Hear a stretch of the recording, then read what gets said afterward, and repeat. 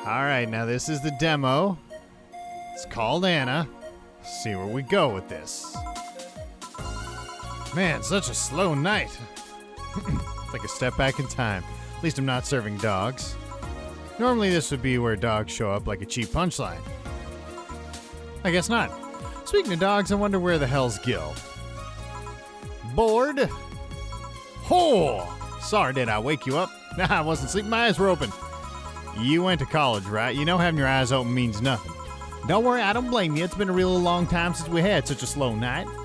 In fact, I think the last time we had a night this slow was before you started working here. Really? Yeah, happened when Robert was still working here. Who? Oh, my first employee. Poor idiot bought a levitation potion and threw himself off a building.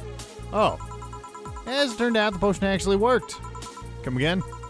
He started rising in the air and, well, he couldn't stop. Later found his body smeared across the nose of a commercial flight that was on its way to Kanjvanea. But anyway, should you really dismiss that so easily? We didn't have a single client that night, not even a lost soul asking for directions. Then suddenly a kid shows up. He's obviously underage, but I was bored, so I decided to let him order something. Gave him one Kermatine-free drink, and I mean, even if I was letting him order, I wasn't about to give him alcohol to an underage boy, yakety yak. And then, when the time came for him to pay his tab, he realized he didn't have enough money. And then yanked his shirt over his head, started screaming he's a ghost, and tried to escape. So I kicked him so hard he flew out of the bar and told him ghosts shouldn't feel pain. You're not wrong.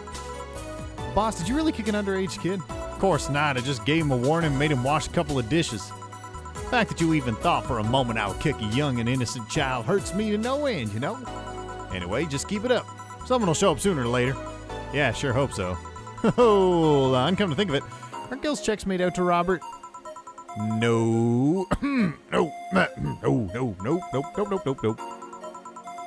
Can't prove it. Well, at least the story killed a couple of minutes. I think I don't know, sort the glasses here or something. Huh. We got a fedora-shaped glass? Anybody here? Ah, sorry, I'll be right there. Ooh, goddamn, my foot. You okay? I'm fine, yeah. Welcome to Valhalla. What can I get you? Something wrong? Are you sure you're old enough to drink? Well, seeing how I'm old enough to eat solid food, I'm guessing that drinking wouldn't be a problem. You know that isn't what I meant. Yeah, I'm old enough to drink. I turned 21 not too long ago, actually. Oh, God! Still don't believe me? What do you need me to give you? I must be sleep deprived or something. What's with this deja vu feeling, though? It's fine, don't worry. What can I get you? I feel like having a sugar rush. Sure, coming right up. She wants a sugar rush. Looks a bit too young, though. Well, let's not judge a book by its cover now. I think we can make her a sugar rush lickety-split, put as much booze in it as we want, and still have time to sort that fedora-shaped glass. There you go. Here you go. Thanks. Yep, this is the stuff. You know, I could have been lying through my teeth. I could be underage liar. You could have sold alcoholic drinks to an underage kid. How would that make you feel? Meh.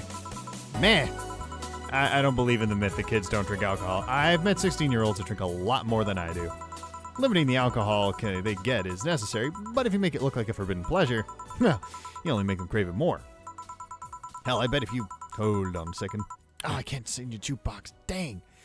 Hell, I bet if you gave kids alcohol, they'd start swearing off of it earlier. So you're fine with giving drinks to kids. No, but if it were to happen, I wouldn't get my panties in a bunch. Wouldn't you get punished for doing that? You'd have to admit publicly that you ordered alcohol first, and that would bring you a different array of problems. Oh. Did you come here looking to get me in trouble? No. Just wanted a reaction out of you. But you're taking it all too calmly. Why? I don't know. Your face makes me want to tease you. I suddenly feel like I'm back in high school. All right, let's get this out of the way. Please show me your ID. Sure. Seems everything's in order, Miss Anna Graham? Anna Graham, where have I heard that name before? Go ahead, just try to make a joke I haven't heard yet. I'll politely refuse. Yeah, I get it, anagram. Okay, I'm not gonna throw that one at you. What kind of jokes did I make out of that anyway? No, I'm serious, go ahead. People think it's too easy. They never make jokes about my name. I'm still gonna politely refuse. You're no fun. So, what's your name, Miss Bartender? My name? You saw my name, I have the right to know yours. Fair enough, I'm Jill. Jill what? Just Jill. Yeah, but what's your full name? Just call me Jill. Fine, I'll just pretend Jill is a way of saying your name is actually Johann Ignatia Laurent Lone. Actually, I'll shorten it to Joe. Whatever floats your boat.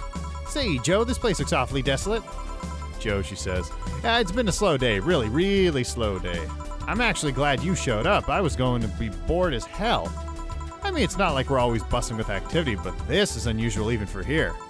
So I take it this isn't a popular place then. We have our regulars, but we're not like the bars in the main street. Still, I like this place. It's comfy and, I don't know, makes me feel safe. Weird. I mean, I feel that way too, but this place usually gives off the opposite impression.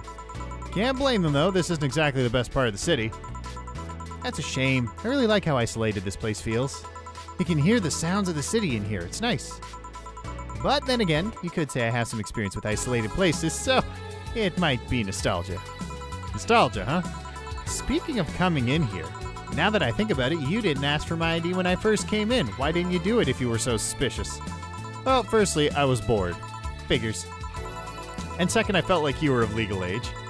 How? We've had a lot of kids come in thinking they could get away with ordering a drink, but they're too nervous or jumpy. I don't usually give drinks to kids like that. They don't know what they're dealing with. What if they're not like that but still underage? Well, they at least look they're above legal age. I would be able to live with myself, I guess. I wouldn't give them anything. Oh my god, that yawn came out of nowhere. I wouldn't give them anything if I know they're still kids, but hey, I'm bound to be fooled sometime. So I'm guessing I wasn't jumpy. Yep. I see. Hey Joe, now that you know I can drink legally, can I get another one? What do you want? Give me something sweet. Sweet, sure. For God's sakes, alright.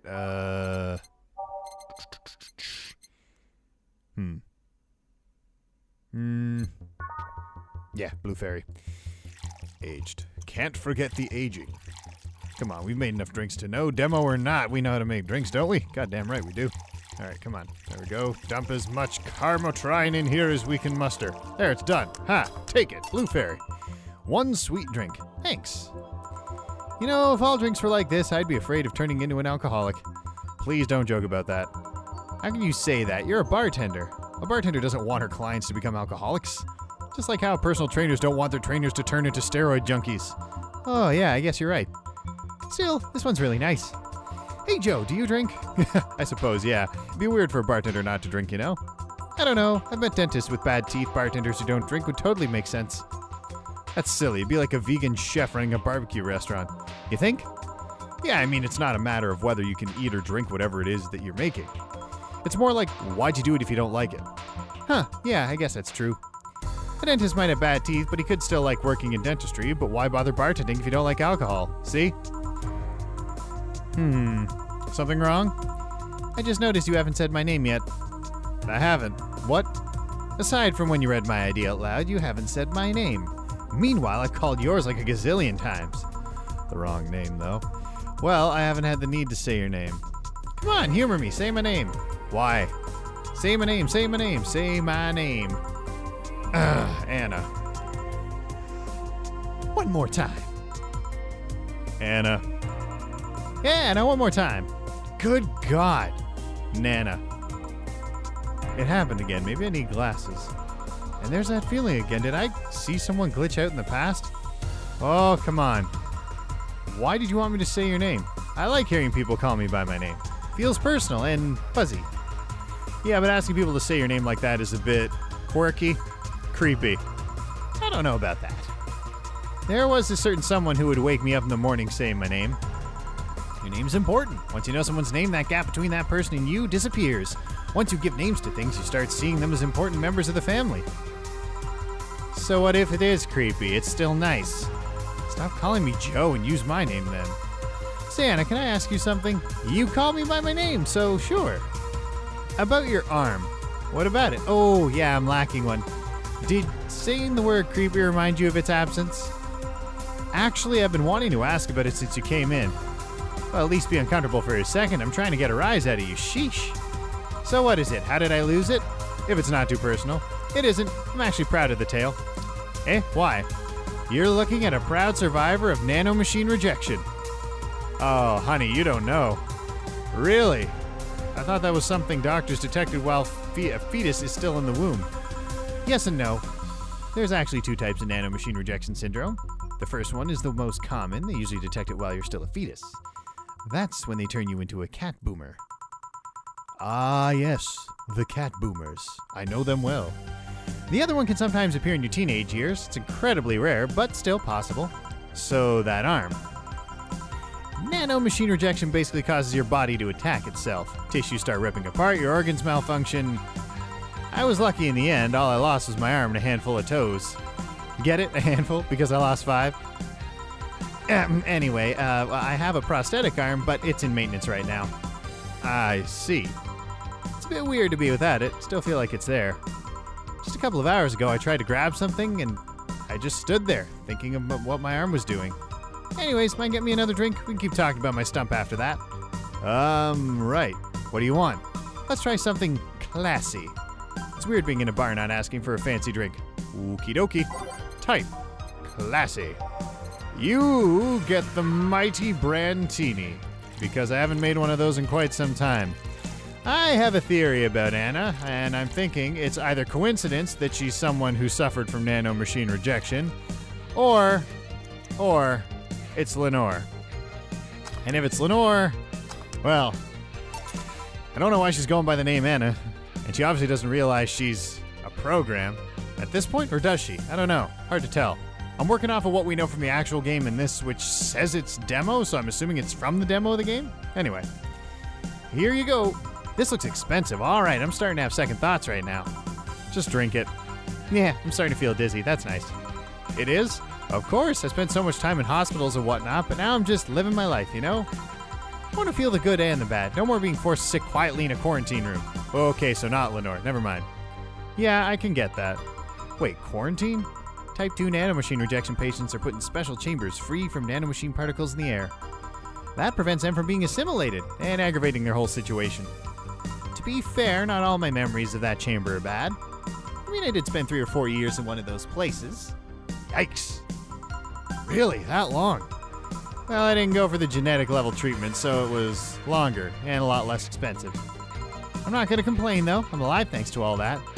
Well... we'll revisit that. Put a pin in that one. And I left with so many fond memories, too. So that's what you meant about the whole feeling nostalgic in isolated places thing. Yep. Are you alright? Yeah, I'm fine. Just dizzy. Hey, Joe, if I order 2 drinks, would you be willing to share one with me? Come again? To be honest, talking about the treatment and all that made me feel a bit lonely. Sorry if it's something you can do, but I had to ask. It's not something I normally do, but now what the hell, sure. Really? Ooh. All right then.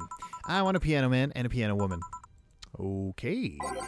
Sing you a song. You're the piano woman? That's 2 of those. It's on the rocks. There's 3 of these bad boys locked in and ready to go. 5 of the old Delta quadrants. 5 of the Flanner guides. Can't forget the greenies. And only 3 of the Karmatrines. All right, and then for the piano woman, hey, come back here. 5 of you. 5 of you. Only 2 powdered deltas. 3 of the Flanner guides and 3 of the Karmatrines. But wait, what about the aging? There we go. Mix you up, and you're done. Mix you up, and you're done. Serving them up. 2 drinks. Who gets what? Which one do you want? Do you prefer the man or the woman? I'm fine with either, really. Okay, I'll pick the woman then. Cheers. Maybe this time I'm briefly catching what it says when she glitches out. All right, this is getting weird. I said cheers. Oh, cheers. Yeah. Oh, are you okay? Nah, I guess I'm fine. Just dizzy and sad. Sad? I miss Lynette. Lynette who? She and I are the only patients with nanomachine rejection syndrome in the hospital. We were together every day. When it was time to eat, she was there. During visiting hours, she was there. Whenever I slept, whenever I cried, whenever I laughed, she was always there. When I lost my arm, she told me I could have hers as compensation, that I could use it however I wanted. What happened to her? Tokyo flu.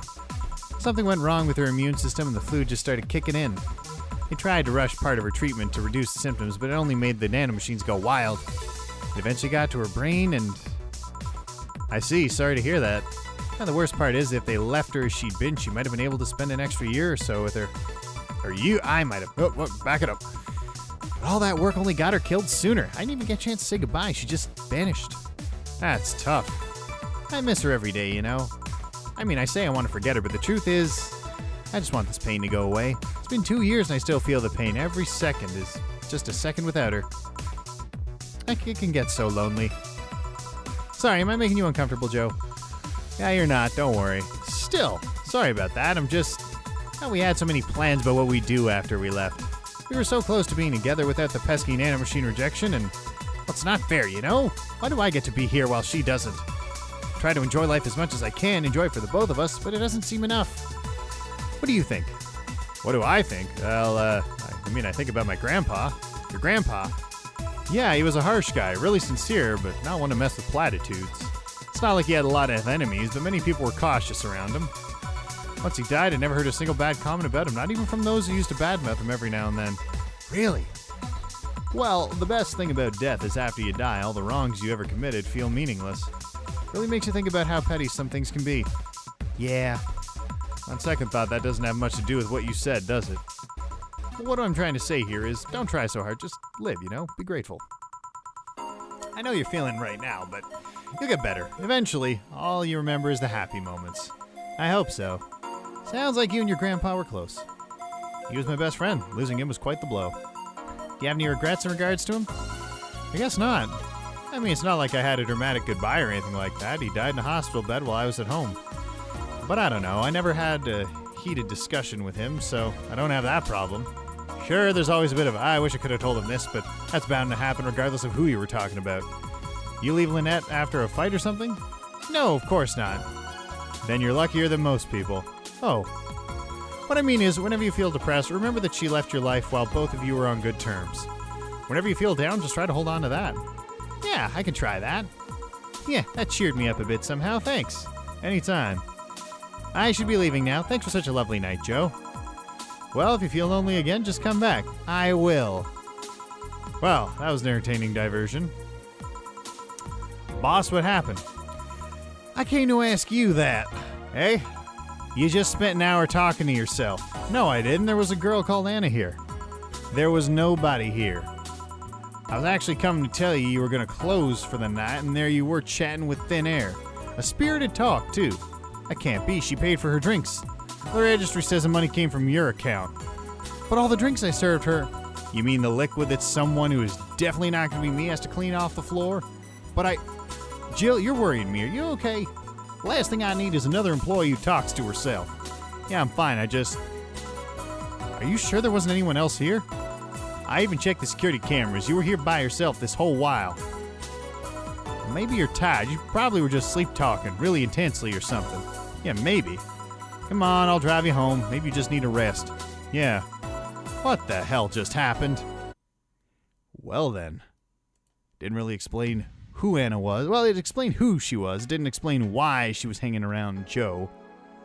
But hey, I will check to see if there's anything more we can learn about our intrepid, holographic, and apparently believing herself to be alive friend Anna is. Ballad of a Gay Ghost. Is that why it was called Ballad of a Gay Ghost? Alright then, fair enough.